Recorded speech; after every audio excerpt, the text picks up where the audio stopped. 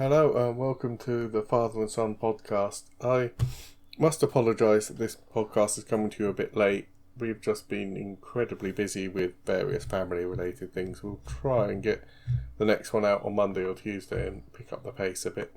I'm the father in the title, Father and Son. I'm Graham Miller and I'm chatting to my son Toby. Hello.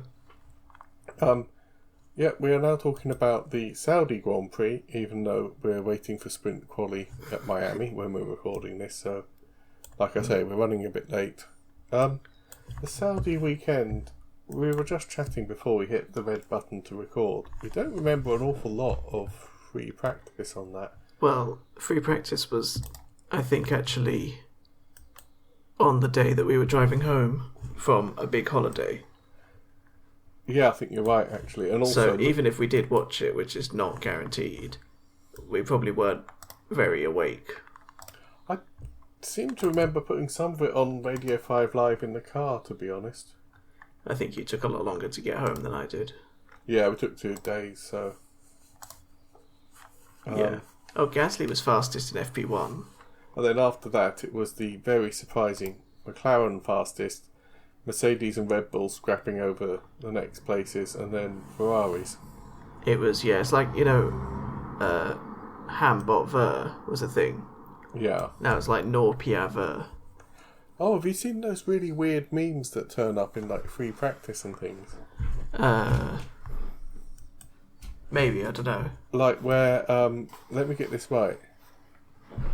It's like Oliver Behrman, Max Verstappen, Isaac Hadjar, and then Lewis Hamilton all in a line on the timing tower, and it says Beaver had ham. I have seen that, yeah. Sorry, I'm just closing my window. That's alright. That's an IRL window, not the many tabs we have open. Yeah, because it's 1,000,000 degrees. Yeah. But there's also lots of cars outside.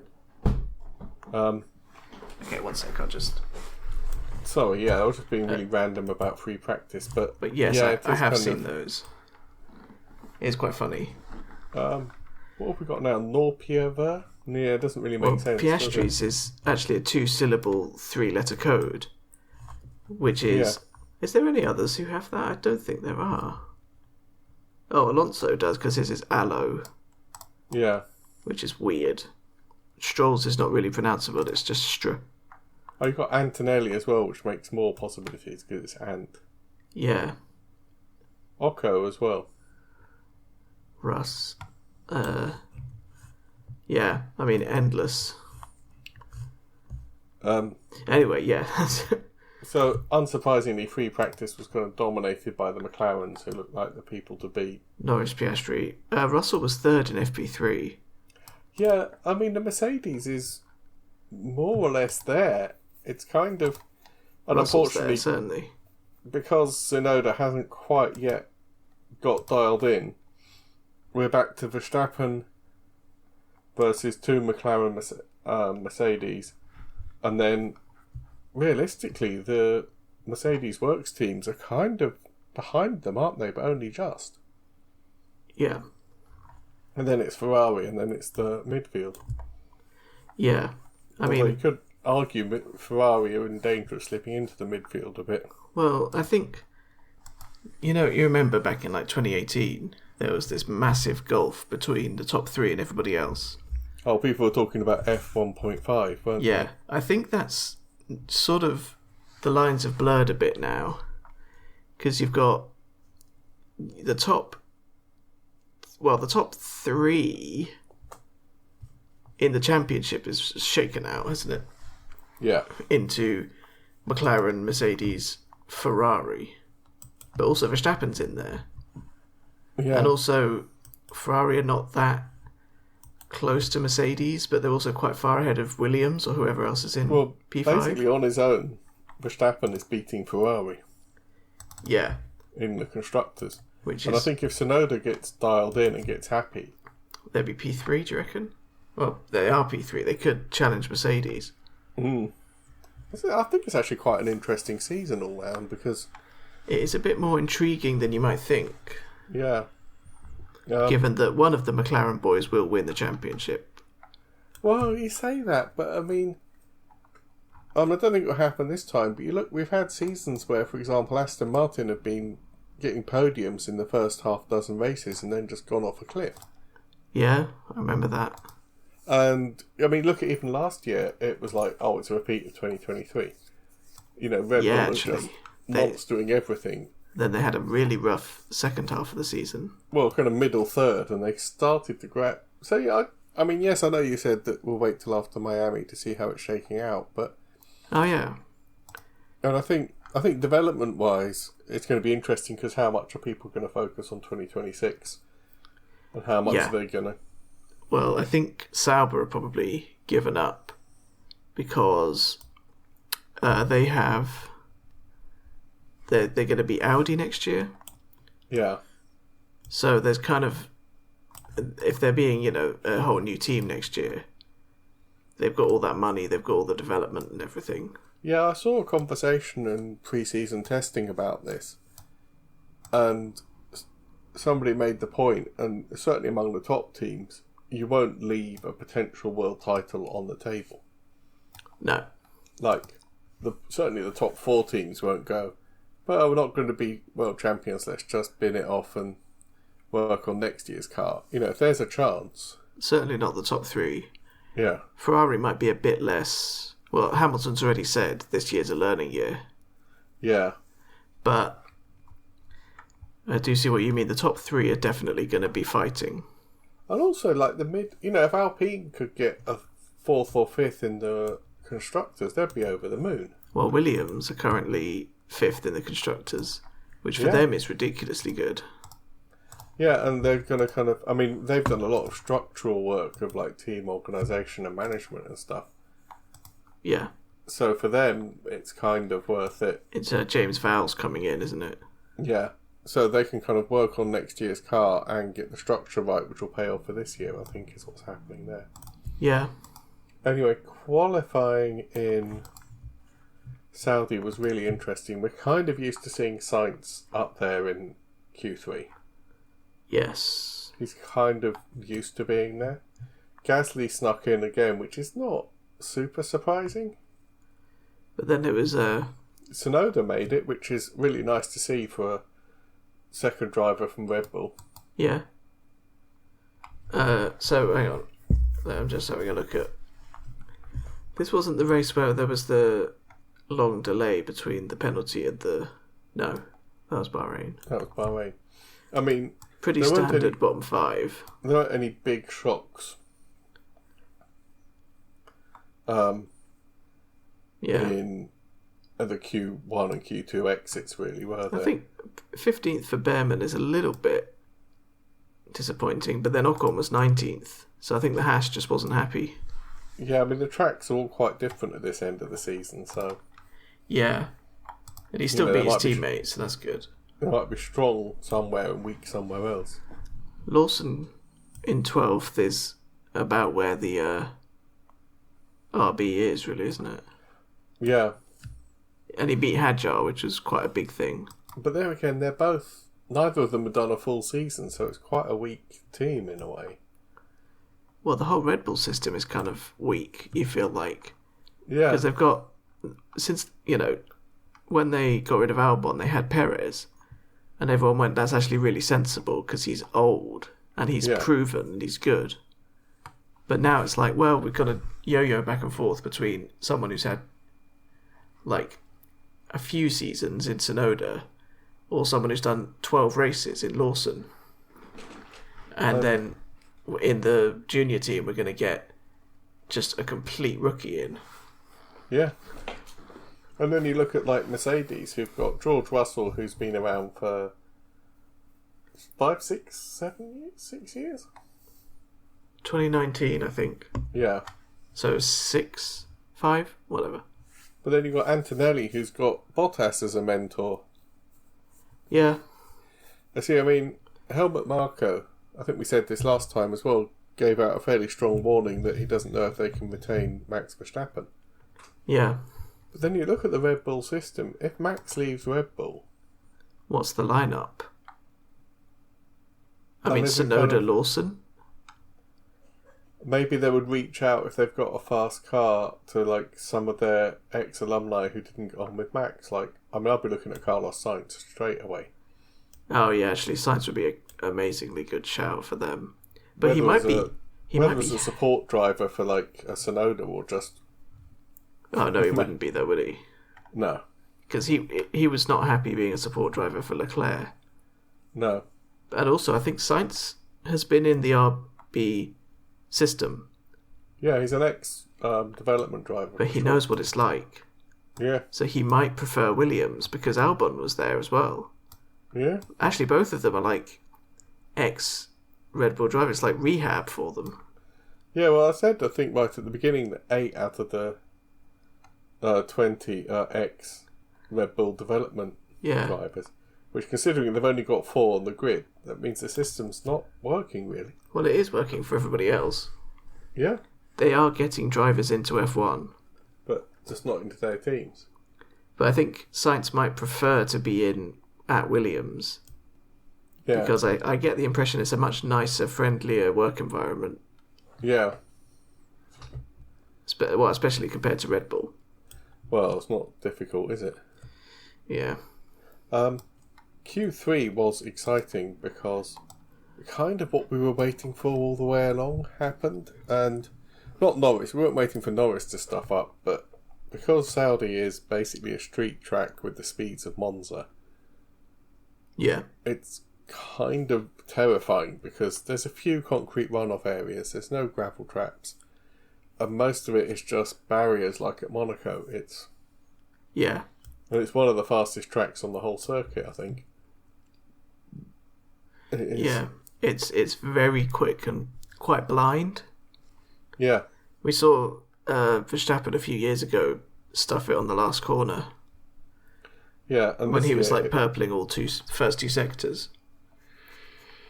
Yep, and then Norris stuffed it in Q3. Yeah.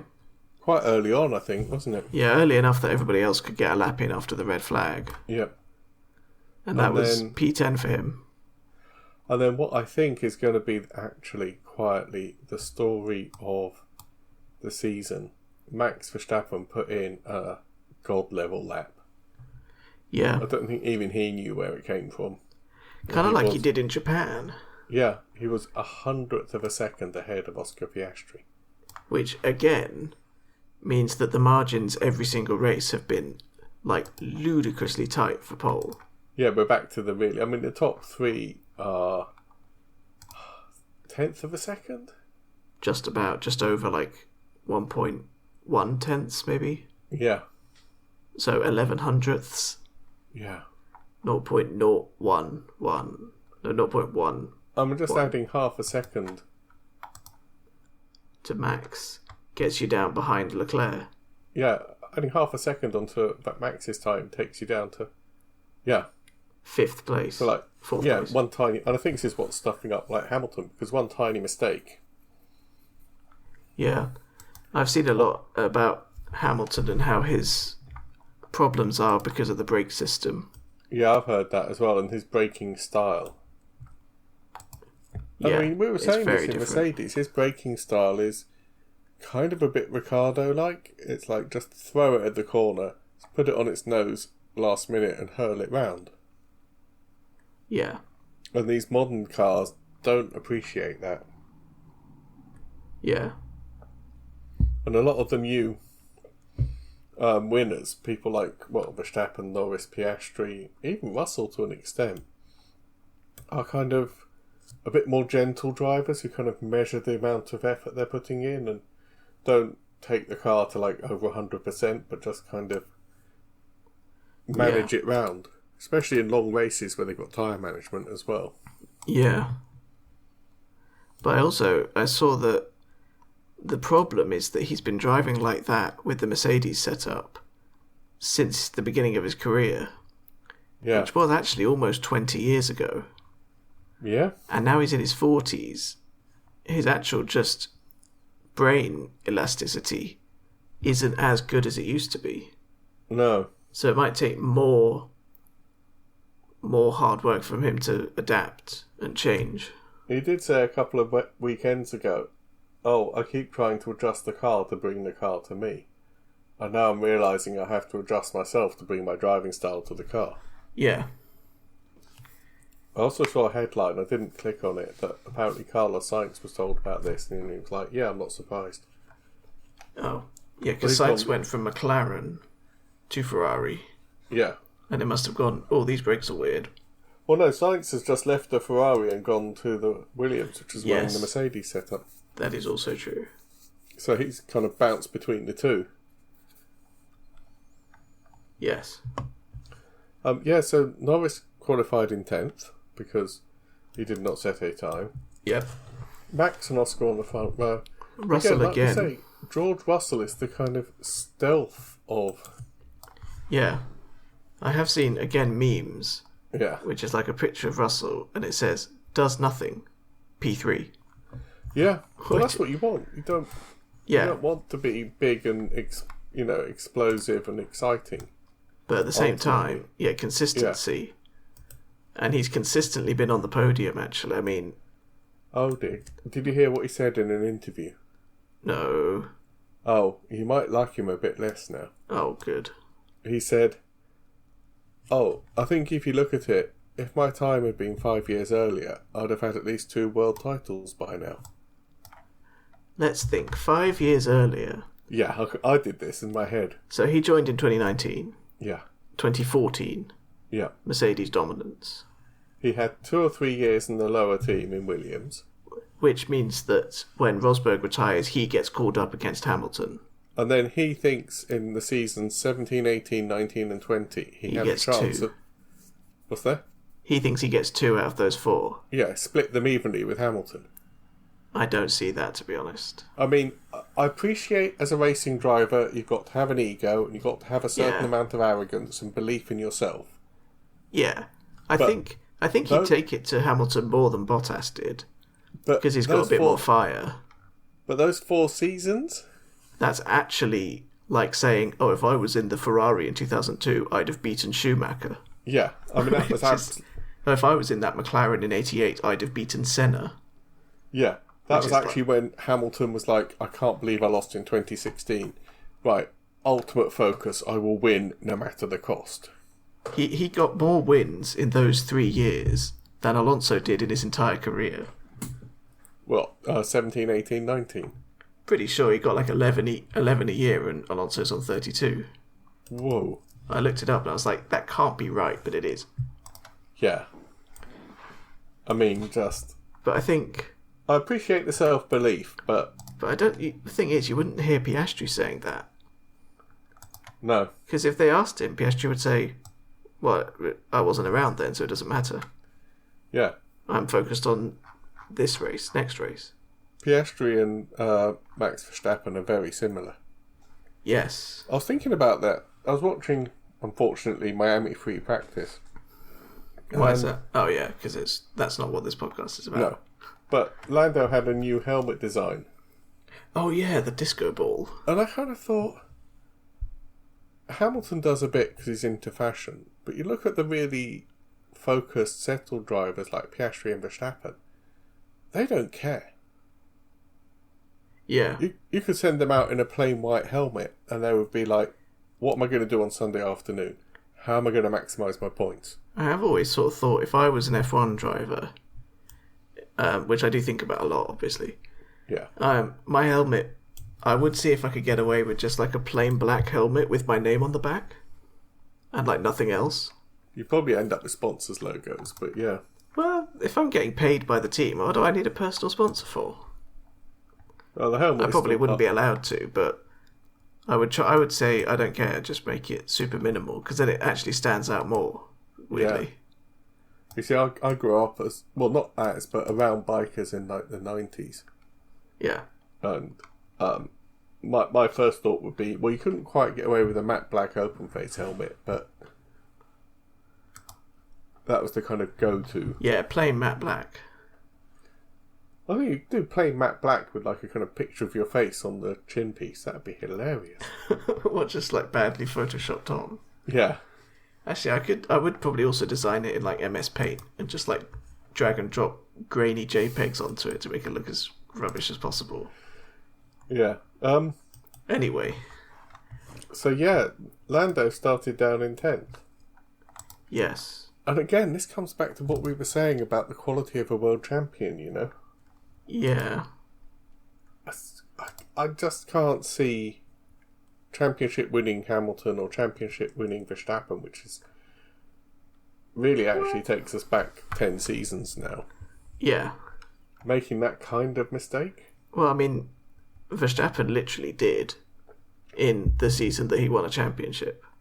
Yeah. 2021, he did almost exactly the same thing as Norris did. Yeah.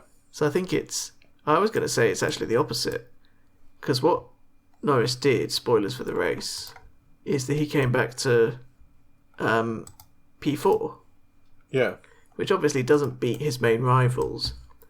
But given that he started in 10th, it is quite good damage limitation, especially considering that in China he got stuck behind Stroll and ended up in 8th.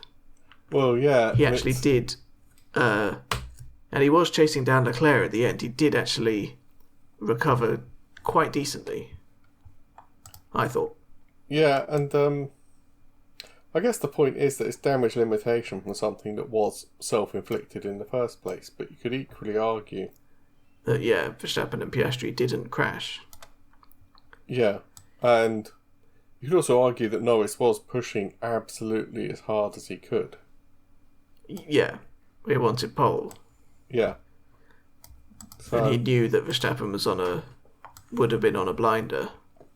Yeah, and he knew Piastri was equally as fast. Yeah, I mean, I think you are right. It is a kind of weird thing to talk about, because on the one hand, you know, we could say, oh, Norris is making too many mistakes to be champion. But then he's being quite kind of open and honest about it. And saying, that's the other problem. He wears his heart on his sleeve, so it's very... So people think that he's got a much worse mindset than he does. Yeah. Whereas if Piastri was panicking and kind of self-doubting, I think he just wouldn't say anything. Yeah. He'd just sort of put on like a stoic face and say, well, we'll see. And Zach Brown has actually said they're very different characters, and Lando's way of dealing with the pressure is to talk about it and get it all out there and then move on. Yeah. Well, I mean, we'll find out at the end of the season, I think. I think you're right. I think it's quite easy to be down on Lando, but... He does have the pace. Yeah, I think what's stark is the fact that Oscar's in his 3rd season and Lando's in his 7th, and they're kind of on a par, which... Well, Piastri's actually beating him quite considerably now. Yeah. And I think Piastri's got a much more settled head as well. Given that he's younger, it's quite weird. Well, he's got a higher ceiling, I'd say. Yeah. Piastri. Second row was, again, George Russell and Charles Leclerc, showing there is some pace in that Ferrari. Okay, well, Leclerc, I have seen it pointed out, he's pretty much the only driver on the grid who can actually go toe-to-toe with Max and not crash into him and actually kind of come out ahead, legit. Yeah. I don't know if it's just that Max respects him more because they kind of came up through the ranks together, or if their driving styles are more complementary. To be honest. Or if Leclerc is actually just one of those, like, championship level talents in a non-championship car. I don't think when they're actually on the track and the wheels are turning, Max respects anybody. He'll get past anyone and he'll fight with anyone. Yeah. I think that's just a given. I think he's a great guy, and I think he's got lots of friends. I know he's very close with Lando Norris. You're right, there was a whole class of them came up, and I think they all have a good laugh when they're at the track. But when helmets go on, he is just ruthless. Yeah.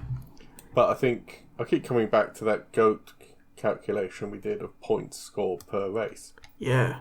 And Leclerc, even though he hasn't won that many races, is the kind of dividing line between multiple world champions and 1 and 2 world championships, which is quite good. I mean, it is, yeah, like... I'm actually looking at it now. Yeah.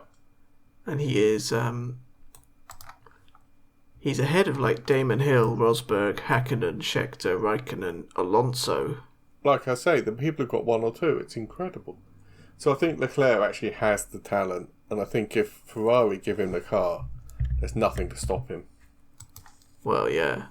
I'm kind of almost a bit annoyed that Ferrari didn't deliver a good enough car in like 2022 or 2023 so that we could see a proper Leclerc-Verstappen season-long fight. That would be amazing. That would have been awesome. It still could happen, but given what just literally happened today, Verstappen might not stick around for much longer. No. Antonelli was actually fifth and really close behind George Russell. I think he's going to trouble George Russell in a season or two. They're all still in the same team. Race or two. Yeah. And then Lewis was down in 7th, Sainz in 6th. Yuki got it up to 8th. He only beat Pierre Gasly, who was beaten by Sainz, but he's getting there in that. It's better than what Lawson did. And what Perez did at the end of the season. He's definitely... Yeah. But again, it's almost like the Ferrari thing. It's a very difficult car to drive. Yeah. He's probably got to adapt from the racing bulls. You'd think they'd be similar, but apparently not. Well, no, because Max has made it pointier over the years. Yeah. Albon said that driving it was like using a mouse on max sensitivity. Yes. You've got to be like incredibly precise. And again, if Max does leave the team, then that's going to be another big problem. With especially without Adrian Newey, where do they go with development? Yeah, I think without Max and Adrian Newey, they might just fall back to being a midfield team for a bit. Kind of like Ferrari were when Arriva Bene left. Yeah, although with Christian Horner dragged them out of midfield with Vettel and with Verstappen. Is there another really good driver with a name beginning with V, I wonder? Well, not Jos Verstappen. No, young. Wolfgang von Trips? Yeah, that would work. I mean, what? You mean now? Yeah. There is Vesti. That'd just be too spooky, wouldn't it? Yeah, there was Yuri Vips, but I think he got in trouble. Yeah. So I don't think he's actually in the system anymore. No. Von Trips died in 61, so I doubt he's around for it. Oh. No. Yeah.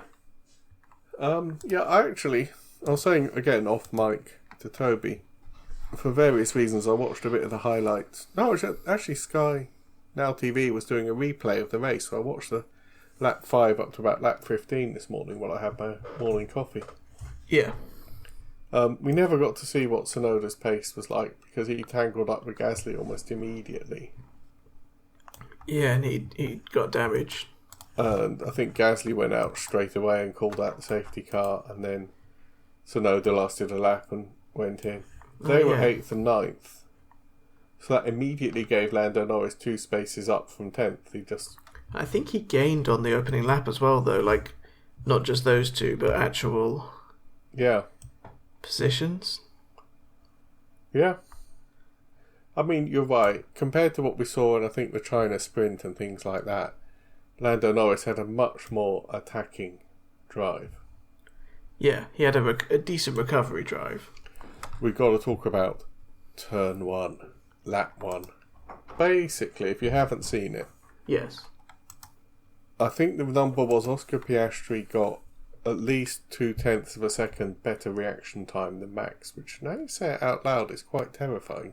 Yeah, I did see that, and he was on pole, so he had the inside line going into the left-hander. Yeah, no, Max was on pole and Piastri was on the left. Pole, yes. So it's one of those weird tracks where the guy in second has actually got the a inside shorter line. run. Yeah. So they were, as the stewards said, spoiler alert, Oscar's front wheel was at least level with Max's mirrors, and actually, at some points in the corner, his front spoiler was ahead of Max's car. Yeah. And the stewards have seen a lot more telemetry. What it looked like to us was Oscar went through the corner, let it drift wide. Max was left with nowhere to go, and he straight lined the chicane. Because again, it's a weird track; it goes straight into a chicane on turn 1. Yeah. So Max straight lined the chicane and came out in front. But with all the replays and telemetry, basically they were side by side going into the corner. Yeah. Max just took his foot off the brake and he watched his hands. He didn't even really try to make the corner. Yeah, I didn't see it specifically, but I saw a headline from Jolyon Palmer analysing it. Yeah. And he said Max carried more speed into that corner than he did even on his pole lap the day before. Yeah. So there was no way he was ever making the corner. And bearing in mind, that pole lap would have been fresh, soft tyres.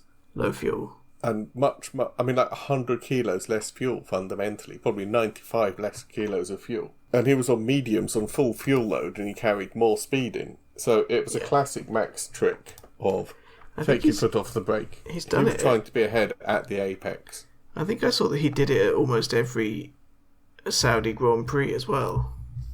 Like, it's something he does. Yeah. But they didn't... I mean, they actually said in the commentary, Max has got such car control. And to be blunt, is so intelligent and able to work it out, even though he's driving really fast and wheel to wheel. He basically games the system. Yeah. He's tried his luck. He pushed as hard as he could. Also, he's the kind of personality that doesn't like to lose. He didn't hand it... Oh, you see... He didn't Here's hand the it other back. thing that gets really awkward. He didn't hand it back within 3 corners, which is the general rule. So he got a 5-second penalty for leaving the track and gaining an advantage. Well, I've seen drivers give it back after more than 3 corners. Well, the team says give it back. I was about to say, Saudi has the most corners of any track. There's like 25 all the way around. Yeah. So within 3 corners is a remarkably small window to work out. Okay, especially because it's a chicane. Is that other way on the chicane turn 2? Yeah, and by the time turn 5's come up, it's like seconds. Yeah, I still think... Also, the Gasly-Tsunoda crash happened behind them. It brought out the safety car. Although, actually, come to think of it, if he'd had a bit of a brain, when the safety car came out, he could have then given it back. Well, I think what the FIA should have done during the safety car, although they were probably busy with the safety car, they should have got on the bell to Red Bull and said, tell him to give the place back and there'll be no penalty. And Piastri can do the restart. Yeah. Oh, yeah, I know why they didn't do that. Why? Well, they'd have had to talk to McLaren as well, because otherwise Piastri would think, well, I'm not overtaking under safety car. Yeah. But I still think there was 2-3 laps of safety car. I think that's enough time to do that. Yeah. But then at that point, if Verstappen says no, then it's a 5 seconds. Yeah. But it is a bit of an awkward situation. But you heard Verstappen on the radio, he really couldn't believe he got a penalty, and he was like, well, what the hell? Yeah. He should be used to it by now, I think. Well, I noticed GP on the radio was like, basically, not now, Max. Yeah, let's just not bother. And even over the press conference afterwards, Max was like, yeah, well, I can't tell you what I think. Yeah. He was actually quite, I think, surprised by it. Yeah. Which is surprising in itself, because it seemed quite slam dunk that he overtook off the track, basically. I think the thing is, he's been on both sides of that equation as he sees it. So he's been on the inside and just let the steering off and drifted wide and forced somebody off the track and then stayed ahead, and that's been fine. But in his mind, Piastri did the same thing. He drifted to the outside of the corner and he had nowhere to go. So he thinks Piastri should get penalised like he did. In both cases where it's happened, Max has been the one who hasn't really tried to make the corner. Yeah. And I can't think of a time when Max has been on the inside, forced somebody wide, but Max has actually made the corner. When he's forced somebody wide, he's taken off the brakes and straight-lined it and just taken the other person with him. Well, there was when Leclerc was in the Ferrari, 2019, I think, and he basically went wheel-to-wheel at Austria. Yeah. And they banged wheels. And Max did make the corner, and there was no penalty. You're going back 6 years now. Yeah, but Leclerc at that point, races ago. At that point, Leclerc was like, "Okay, I understand now." And since then, he's not actually been bullied off track again. No. Because he's like, oh, I've got to avoid the crash. But when it didn't get a penalty, he was like, fine. That's how we race now. He kind of adapted very quickly. And again, that's what people are saying about Piastri. You know, there's like, it's almost like there's Max Verstappen and then the grid is split into two. It's like, can you go wheel to wheel with Max and come out on top? Because, I mean, Piastri and Leclerc probably can. Hamilton definitely can if he's in a car that's fast enough. Yeah, I mean, well, to the point that Verstappen got forced into silly errors. Yeah. God, that season was so good. Well, we don't know about people like Antonelli yet. No. Norris is kind of learning. I think he's taken a bit too long and he's still giving him too much benefit of the doubt. He's kind of a bit hesitant, I think. Yeah, he's not just... Not sure about Russell. I don't think we've actually seen Russell go for it yet. I don't think they've really been on track too much together. No. Verstappen and Russell. So that really kind of set the story for the whole race, didn't it? The fact that Max was in front, and again, there was a lot of controversy about this, because Max was sat out in front with clear air and a chance to dictate strategy. Yeah. But he did, when they pitted, he did lose track position because of the penalty. Yeah. So I think everyone was like, okay, that's actually fair enough. And they did say in the steward's notes, because I think somebody else got a similar penalty, maybe Hadjar? Lawson, I think, got a 10-second. Yeah, and they said the normal penalty is 10 seconds for this. But because it's the first ever turn, we'll accept that the racing is harder there and the cars are bunched up. They're heavier and they're less sort of... Yeah. The heavier, the tyres are cold. The brakes are colder, yeah. You could argue that it's an accident. Yeah, but there's always more lenience around that time. Yeah. Yeah, they started Norris on hard tyres. Yes. So Norris could go much, much deeper into the race. Yeah. And that actually played out quite well, didn't it? Yeah, because it likes the hard tyres, the McLaren. Yeah, so he pitted really, really late. There was a really hilarious point where Norris was climbing up through. He's on a different tyre strategy to Lewis Hamilton. I can't believe I am saying this out loud. Yeah. Because as happened last time out with Max Verstappen at Saudi, they were fighting over the DRS line. Yes, they were. But Lando didn't suss it. So Lewis would brake. Lando would take him into the corner. They'd come out of the corner with Lando in front, go over the DRS line, come onto the long straight. Lewis would flick the DRS open, steam past, brake late, and retake the place. Yeah. And that happened 2 successive laps. Yeah. And then, I think on the second lap, Lando nearly went in the back of Lewis because Lewis braked so aggressively.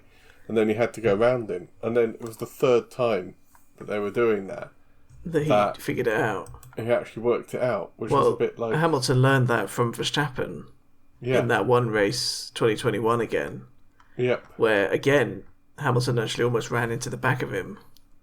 Yes. Because they were playing silly, with the... Yes, the DRS line. But it was kind of bizarre to see him making the same mistake like 2 laps in a row. I think that is another weakness on his part, unfortunately. Yeah. Is that Verstappen, I think, would have or did in the past, made the mistake once and instantly thought, oh, okay, that's how we do it. Yeah. And I could see that of Piastri and others.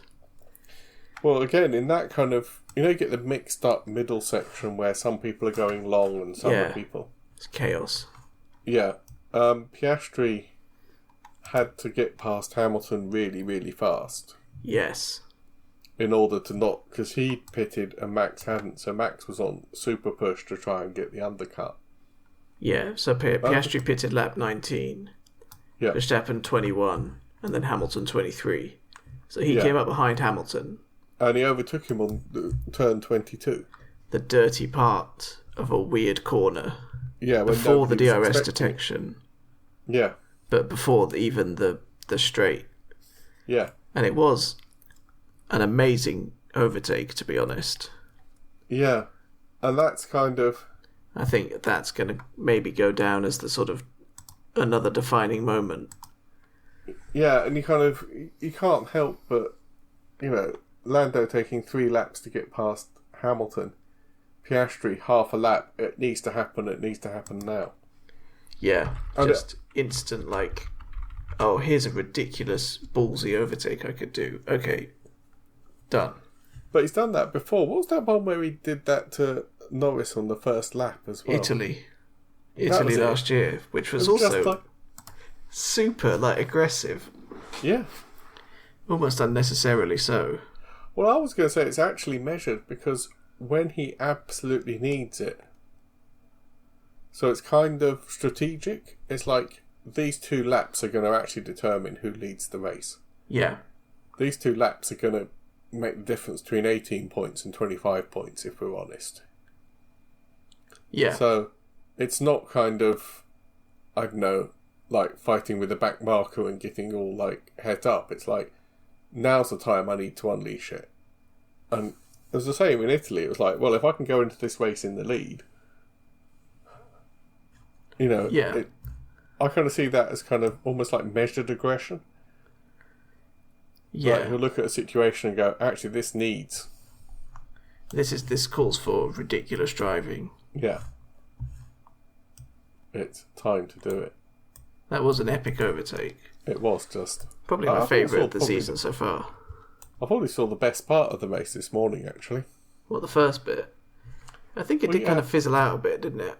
I think once the pit stops were all done, Lando was good. He was like, with a combination of pit stops and driving, he did get himself back up to 4th. Yeah.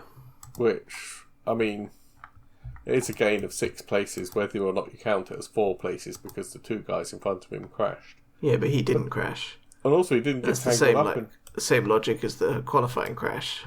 Yeah. And also, it takes some skill not to just follow them in and get caught up in that. Yeah. So I think, he gained those positions because they crashed and he didn't, so it's legit. Yeah. In a way. And all of that shook out to mean Oscar Piastri now leads the Drivers' Championship. By 10 points. How many races have we had so far? 5. That was round 5, Saudi. So plus a sprint.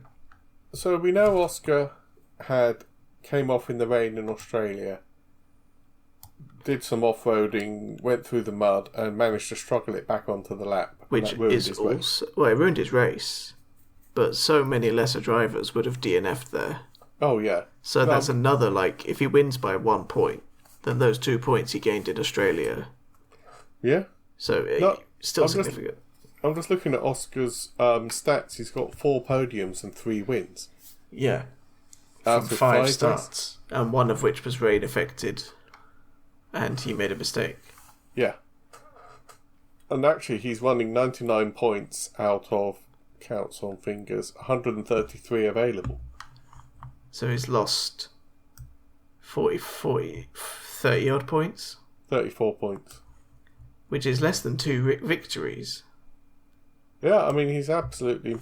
He is kind of the best at the moment, isn't he? Yeah.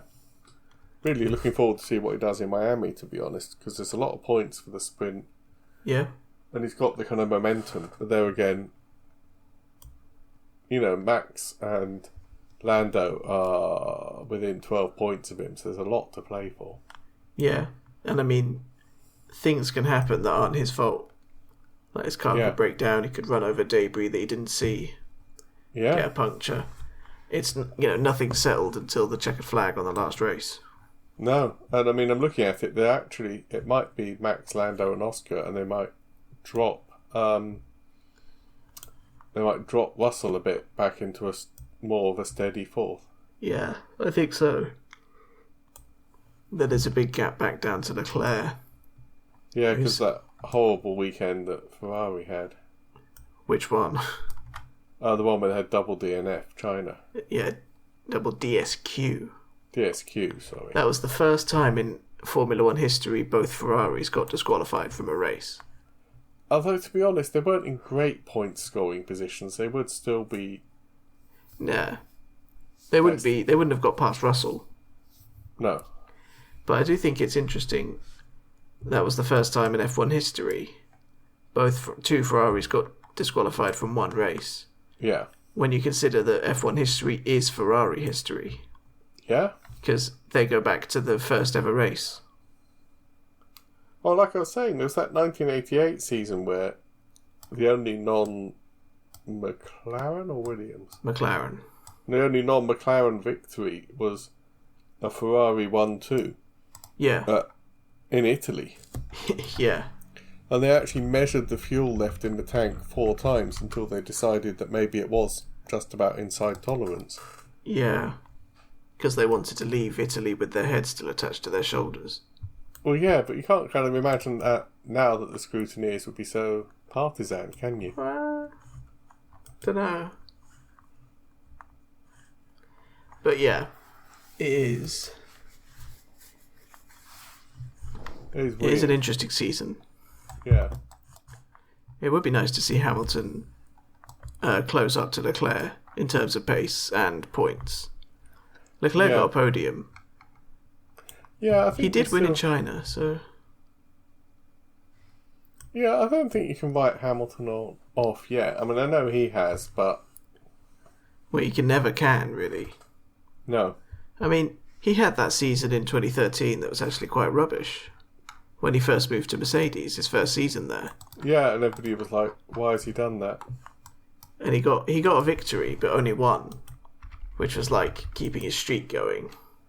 Yeah. But apart from that, it was just, for him, it was... I don't think he even beat... Did he beat Rosberg? Oh, he did, but he got like a couple podiums. And then lots of the second half of the season was just 9th, 5th, 6th, 7th. Yeah. Bit naff, really. But there again, he was like 12, 13 years younger, so... Yeah. Still. Yeah, because we're recording this so late, we can say that Lily Verstappen was born yesterday? Yep. I hear she'll be doing FP1 next race. Well, the jokes have already started. I literally watched FP1 in Miami. Yeah. And the commentators were all saying, I wonder if Helmut Marko's been in touch yet for the Young Driver Development Programme. Well, she's a double generation Verstappen. Actually, she's half Verstappen, half Piquet. I mean... Granddad got 3 world titles. Dad's got 4. She actually got 7 world titles in her blood. Yeah, plus Kelly... Not Kelly... Oh, what was Verstappen's mum's name? I don't remember, but she was also a karting champion. She actually raced against Christian Horner and beat him, and Jenson Button as well. Sophie Kumpen. Jessica Kumper. Yeah, wow. So, I mean, she'll probably grow up and, not want to do anything to do with racing. Yeah. I mean, become like an accountant or something. What's that? Become an accountant or something. Mm. Or like, there'll be an epic... I did see a joke which was like, can't wait to see Lily Verstappen racing in 2042 against Fernando Alonso. Yeah, I can see that. Well, speaking of 2040s, yeah, the Miami Grand Prix has been extended.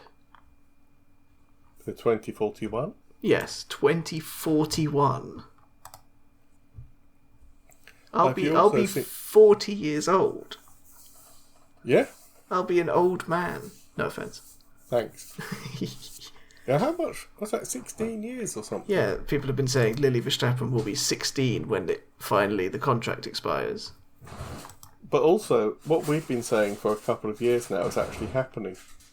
I think Spa has signed an alternate year contract. Yeah, which I don't like. I think it's the only way to get interesting tracks in and to spread it more around the world and not have it as this European thing with some American and Australian tracks. Yeah, I do. I think rotating tracks is the only way to go, really, because there's realistically, there's probably about 40 tracks that are worth racing on. Yeah. But Spa's one of the ones that should be permanent, I think, because it's just good. That's from a kind of heritage heart point of view. It's also got good racing. Well, yeah, that. And it's got Eau Rouge. It's actually it's not like Monaco, which is rubbish for racing. Yeah. I mean, but I think the real problem is it depends on the financial profile of the track. Yeah. Somewhere like Spa can probably survive a year without Formula One because it is. Well, they do WEC there as well. 6 hours they of do all Spa. sorts of. Whereas there are some tracks, and I can't remember them. Maybe some of the street circuits where if they didn't do it.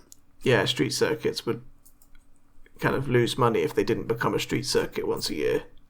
Yeah, so it'd probably be harder to get the approval and stuff. Baku, Miami, no doubt that's why that's happened. Although, actually, if you look at it, there's lots of events like World Cups and Commonwealth Games and Olympics that happen every 4 years. Yeah, but they're kind of done by a commission, aren't they? Yeah. It's not like an edition of a. I suppose there's the World Cup and stuff. Yeah, what I mean is it's not unfeasible that you'd have a race that kind of comes and goes, is it? Yeah. I still think they could have chosen Hungary or something. Yeah, that's not... Or Austria. Or there's Imola as well, which is kind of unnecessary with Monza. You could swap those two round. Yeah, and again, Red Bull Ring, Monza and Imola... Qatar. Are all fairly well-established tracks, aren't they? Yeah, or the Saudi one even. Because there's 6 races in the Middle East. Which, per head, compared to even Europe and certainly Asia, yeah, is way more than, the Asian races. Yeah, it's very unbalanced, isn't it? I mean, I think they're moving it's the money, isn't it? I think they're moving towards Africa a lot more.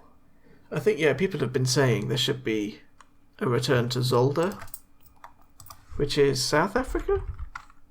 Yeah, there's always was a South African one. Is it Zolder? Oh. Am I misremembering what it's called?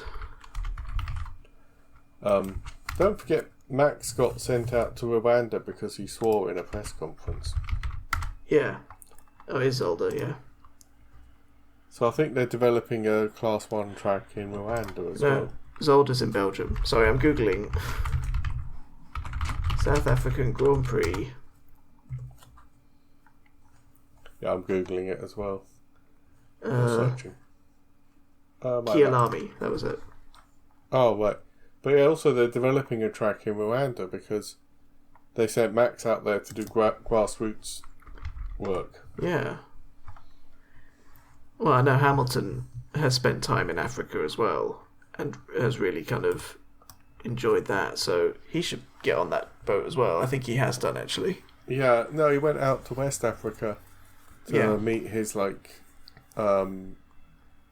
find out where his, deep heritage comes from and where the slaves were shipped from and everything. Yeah. Because his name, Hamilton, is actually the name of the people who owned his ancestors, which is a really weird thought. Yeah, that is weird. And Davidson as well is down the same route, which when you kind of think about it, what's that? David's son. Yeah, it's a Scottish name. I think they were Scottish slave owners. Yeah. I mean, Africa's chuffing enormous. Yeah. They could easily have 2 races in Africa. Swap out 2 of the Middle Eastern ones. Actually, they last had it in 1993. It can't be that far off being a... Grade 1. No. Kyalami. Yeah. Yeah. They still do motorbike racing. They did some motorbike racing as recently as 2010. Yeah. Yeah. Oh, bankruptcy of the promoter. That's why they stopped doing it. Yeah, but 2022, Domenicali flew out to meet the representatives of the circuit. Ah, so yeah, I mean, it's not impossible to think in a few years it might come back. No. But yeah, it's quite interesting that Miami, because they really want a big impact in America. So, and they've got Las Vegas, Circuit of the Americas, and Miami. And Miami's just signed up for basically ever. Yeah, till the end of time. Yeah, back in December, it was officially announced that Rwanda was bidding to host a Formula One Grand Prix. Oh. I wonder what circuit they've got.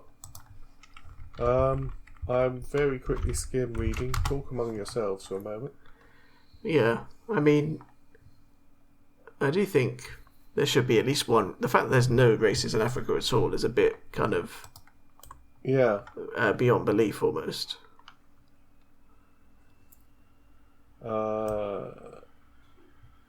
Verstappen said he wants to race in Africa.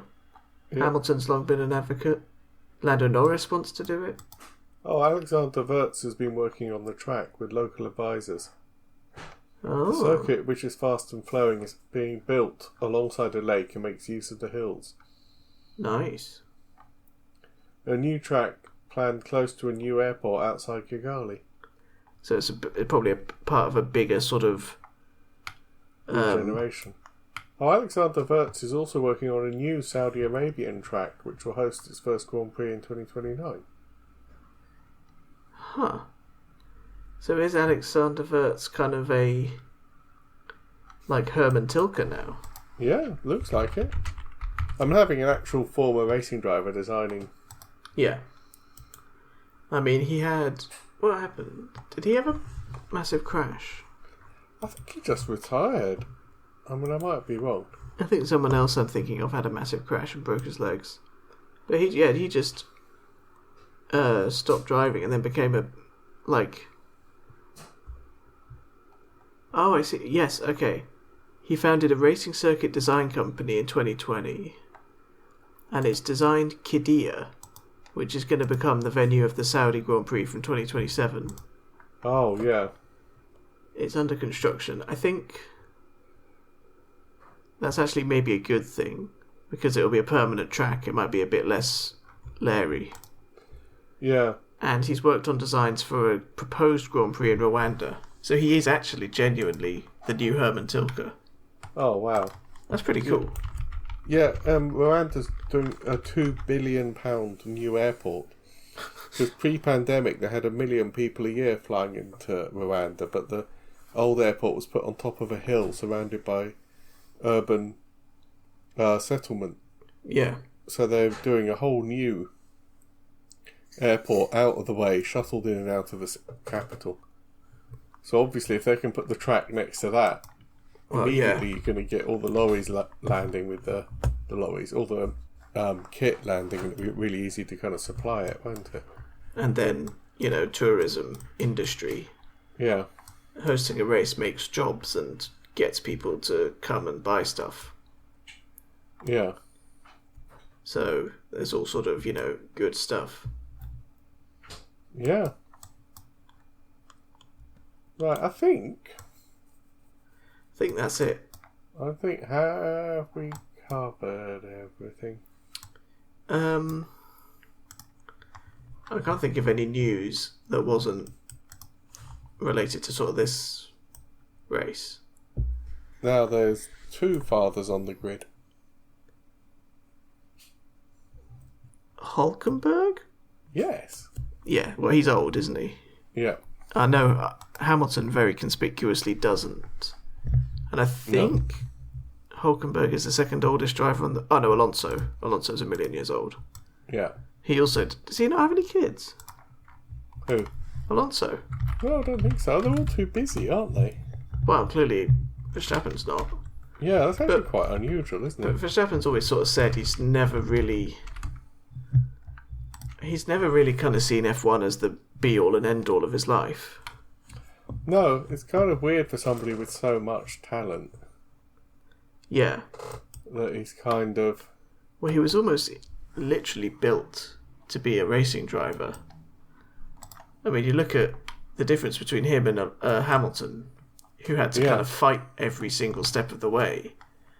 Verstappen was literally born in a go-kart. Yeah. Yeah, you're right. It is completely...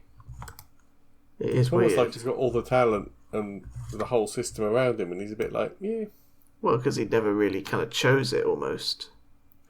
No, In but a there way. again, he's also got huge success. Yeah, but he missed the media day, Yeah, and actually was there when his child was born, which is a good thing. yeah, I remember in cycling, either this last Tour de France gone by or the one before, one of the cyclists abandoned the tour, I think, in the third week. But he was just a super domestique.